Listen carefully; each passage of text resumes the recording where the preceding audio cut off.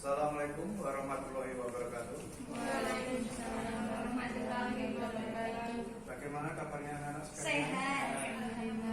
Alhamdulillah. Selamat di rumah bagaimana dalam kondisi COVID-19 ini? Oh, bosan. Membosankan. Nah, saat ini Anda sudah sekolah. Ya, kita berangkatkan untuk sekolah untuk pembelajaran bimbingan konseling. Sebelum kita awali pembelajaran pada hari ini, marilah kita awali dengan berdoa supaya apa yang nanti Anda pelajari bisa terekam semuanya dalam memori Anda dan bisa Anda terapkan dalam kehidupan Anda sehari-hari. Pak, mulai. Cukup. Cara belajar efektif dan efisien.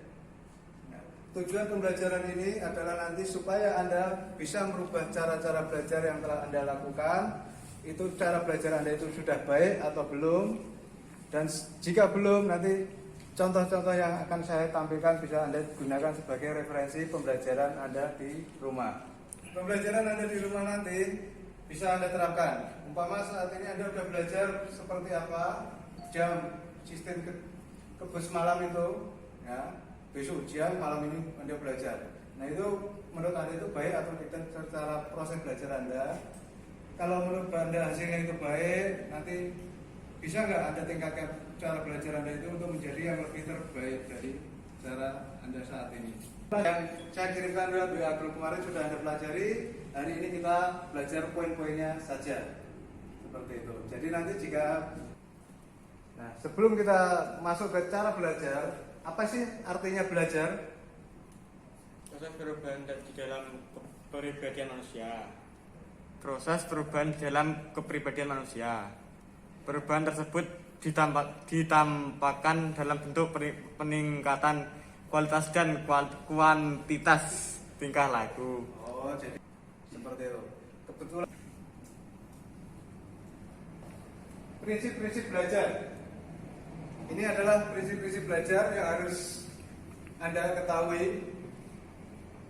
Yang pertama adalah mempunyai satu tujuan. Jadi Anda belajar, itu Anda harus memiliki tujuan. Tujuan itu timbul dari hubungan dengan hidupnya. Ya, belajar memang memiliki tujuan. Ya, tujuannya adalah apa? Yaitu tujuan belajar kita adalah mempertumbuhkan hubungan yang hidup kita itu bagaimana untuk ke depan.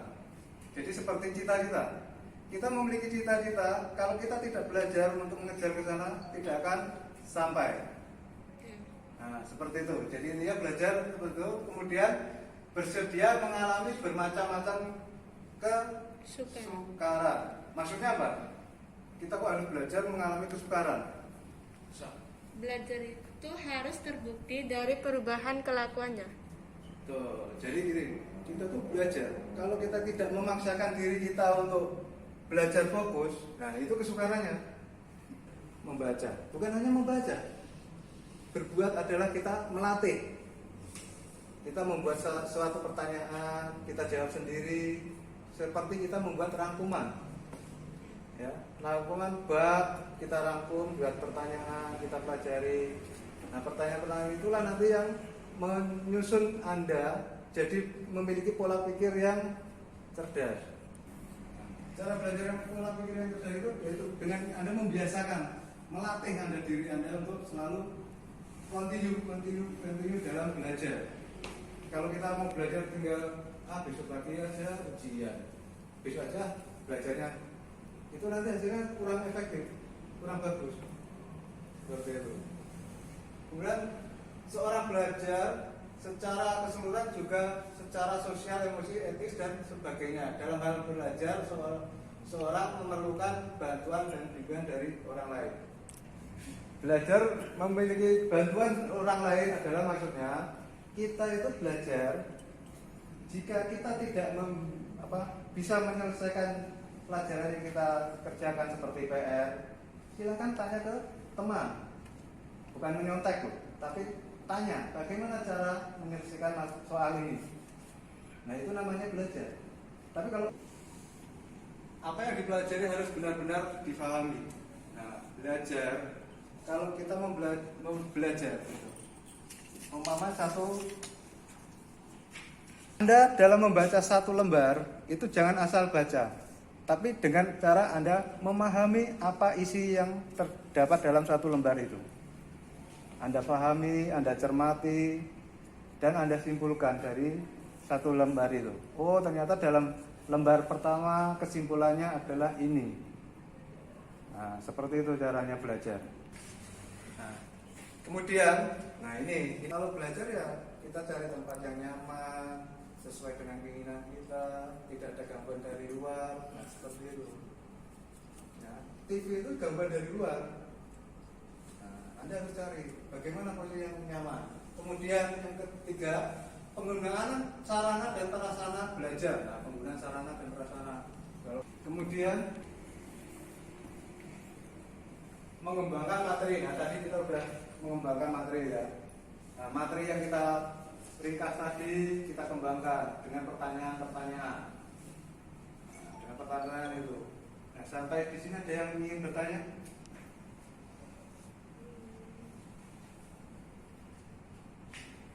Ada yang ingin bertanya?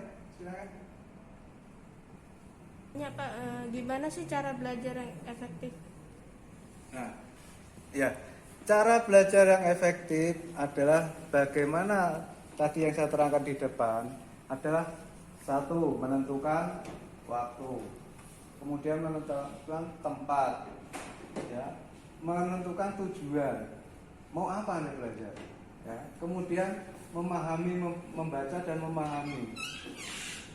Seperti itu nanti Anda akan memiliki fondasi ibaratnya. Oh, ternyata saya dengan pola belajar yang seperti itu hasil saya kemarin kok jadi lebih baik. Seperti itu namanya belajar. Kalau saya melakukan hal seperti yang saya katakan tadi, ternyata hasil saya jelek di sana. Berarti pola-pola itulah yang harus Anda rubah. Anda harus cari strategi yang baru menurut Anda. Seperti itu ya. Nah, ternyata belajar saya yang menggunakan tipe A ini kurang baik. Saya akan menggunakan tipe B. Seperti itu. Kenapa saya menggunakan tipe B? Karena dengan tipe B ini nilai saya akan lebih baik. Nah, bagaimana Anda merubah dari tipe A ke tipe B? Itu adalah Anda harus cari. Anda memaksakan diri itu tadi. Seperti ini, yang lain udah ujian, Anda memaksakan diri ikut ujian sekarang. Nah, itu cara belajar itu. Belajar dari apa namanya? Ya, temannya udah ujian kemarin, Anda baru belajar ujian sekarang. Cara belajar apa namanya? Hasil dari pengalaman, Pak. Oh iya, ternyata. Jadi jangan menunda-nunda lah, ya. Ada PR kerjakan, mau salah mau betul kerjakan dulu, ya. Dan nanti kalau udah menurut Anda itu betul, kirim. Kalau ada balikan dari guru, oh ternyata jawaban saya salah, pelajarilah dari kesalahan itu, Anda harus merubah. Nah, seperti itu ya. Jangan ditunda-tunda. Nah, menggaris bawahi kata yang penting dan selalu positif thinking aja gitu. Kemudian segera memulai belajar, tidak menunda-nunda. Tadi kan nggak usah menunda-nunda, sinauwe gitu. Bisa nggak bisa harus Anda paksakan, maksimal 15 menit aja Anda paksakan untuk belajar fokus. Kemudian mempelajari buku secara efektif. Maksudnya itu tadi, selembar aja dulu, menurut Anda itu udah maksimal selembar, besok selembar lagi, selembar, seperti itu efektif sekali. Nah, kemudian buat jogging jangan menumpuk pekerjaan. Jogging maksudnya apa? Jangan menunda-nunda tadi itu PR. Pokoknya ada pekerjaan langsung kerjakan. Nah, kemudian membuat catatan atau rangkuman, meringkas pelajaran yang Anda baca tadi. Kemudian kerjakan latihan soal, diskusi tadi sudah jelas. Nah, kemudian jauhkan dari variabel pengganggu. Nah, tadi belajar di depan TV sambil nonton, sambil makan. Ya itu pengganggu, jauhkan seperti itu. Pasti bisa. Ini nggak usah, harus ke link internet ya. Nah, terima kasih.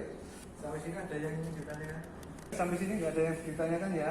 Semoga nanti hasil pembelajaran kali ini bisa Anda rasakan, ambil manfaatnya, ya.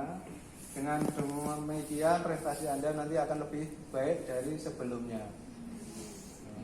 Nah, sebelum kita akhiri, silahkan nanti Anda pelajari masalah belajar efektif di modul yang sudah saya kirimkan ke WA Anda. Nanti silahkan Anda pelajari. Besok kita, minggu depan kita diskusikan masalah belajar itu menurut pemahaman Anda sendiri. Ya, dengan kelompok-kelompok Anda nanti Anda diskusikan itu. Itu untuk minggu depan. Oke, karena ini waktu sudah menunjukkan 11:30 kita harus sholat Jumat. Mari pembelajaran ini kita akhiri. Sebelum saya akhiri, saya nanti akan titip salam buat keluarga Anda di rumah. Dan selalu jaga kesehatan, jaga pola makan, gunakan protokol kesehatan karena ini masih dalam kondisi pandemi Corona-19. Gunakan protokol kesehatan. Kemudian hati-hati di jalan, jangan kebut-kebutan, ya. Patuhi peraturan berlalu lintas. Mari kita akhiri dengan berdoa supaya yang kita pelajari hari ini bermanfaat bagi kita dan bisa kita amalkan ke teman-teman kita di lingkungan tempat tinggal kita. Mari kita akhiri dengan berdoa. Berdoa mulai. Cukup. Terima kasih. Assalamualaikum warahmatullahi wabarakatuh. Apa yang kupelajari di sekolah ini, segala keterampilan yang sudah diberikan oleh Bapak Ibu guru di sini menjadikanku seseorang yang berguna nantinya.